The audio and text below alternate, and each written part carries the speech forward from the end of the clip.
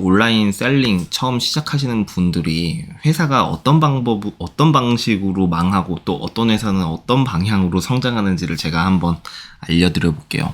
예를 들면 내가 사업을 왜 해야 되는지 그 당위부터 시작을 해서 내가 꼭 이 사업을 통해서 실현하고 싶은 목표나 이상이 있으신 분들은 내가 마케팅 같은 것들을 이제 도구로 활용하죠. 검색 광고가 좋은지, 그러면 메타 광고가 좋은지, 아니면 유튜브가 좋은지, 아니면 블로그 바이럴이 좋을지, 이런 여러 도구적으로 활용할 수 있는 마케팅 상품들을 검토해보고 지금 내 수준에 적합한 어떤 도구들을 시행착오를 겪으면서 스스로 활용을 하겠죠.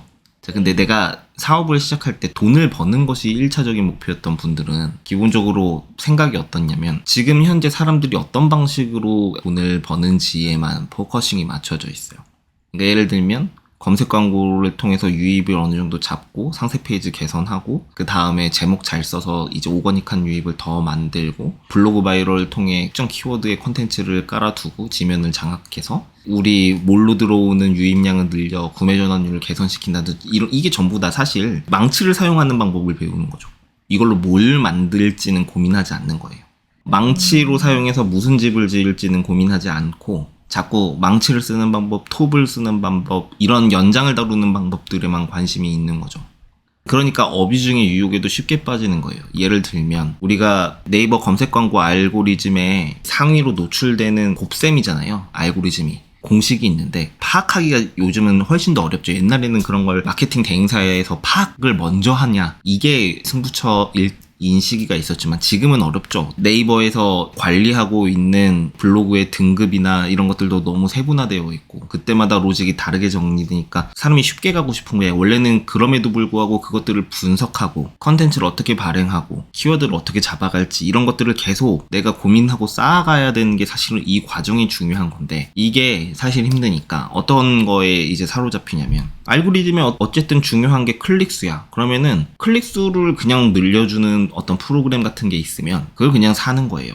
어찌됐건 곱셈의 법칙을 따라가니까 클릭수가 그냥 커져버리면 내게 상위 노출되는 거야. 근데 다른 사람들이 1등 하는 게 전부 다 그걸 써서 하는 것 같아. 심지어.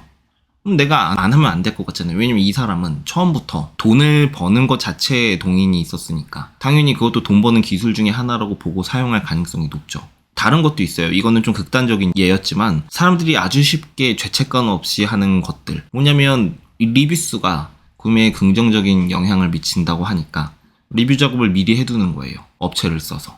이런 식으로 내가 이제 판매가 되기 위해서 미리 해야 되는 테크닉은 아니고 사실은 소비자를 기망하는 활동이지만 그것에 대한 아무런 죄책감 없이 그런 것들을 미리 깔아둔단 말이에요. 자, 근데 이 문제는 뭐냐면 이 회사가 장기적으로 무조건 첫 번째 회사보다 경쟁력이 떨어질 수밖에 없어요. 심지어는 금방 망해요. 왜냐하면 원래는 우리가 뭘 고민해야 돼요.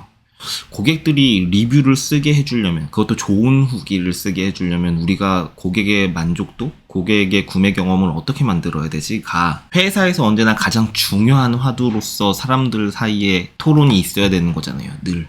그렇게 해서 고객의 만족도가 한 명의 만족도가 올라가면 그 한 명이 2명 되는 거고 2명이 10명 되고 10명이 1000명 되는 건 금방일 거 아니에요. 그런 식으로 회사를 하나씩 키워갔어야 되는 건데 쉽게 간 거에 그냥 수박 겉핥기 식으로 사람들이 돈을 버는 그 형태에 매몰돼서 그것만 보고 쓰는 거예요. 그러니까 속도 경쟁에 매몰되어 버려서 두 번째 관점을 가지고 있는 사업자들은 내가 쓸 수 있는 모든 수단을 엄청 다 활용해 보다가 결국 공멸하는 걸로 가는 거죠. 사업이 일으켜진 속도만큼 빠르게 사업이 쇠락해 갑니다. 심지어 가장 어리석은 사업자가 바로 이런 유형의 사업자예요.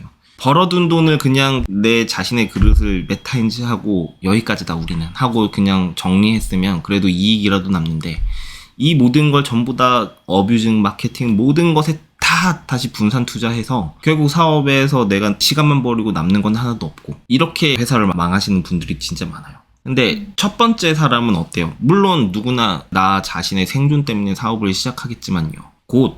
결국은 정도가 중요하고 일단은 내 방식대로 사업을 하는 것이 가장 중요하다라는 걸 깨달은 사람은 절대로 빠르게 간다는 조급함보다는 하나씩 내가 시행착오를 겪으면서 내 고객들을 어떻게 관리해야 될지 자기 주관을 만들려고 한단 말이에요.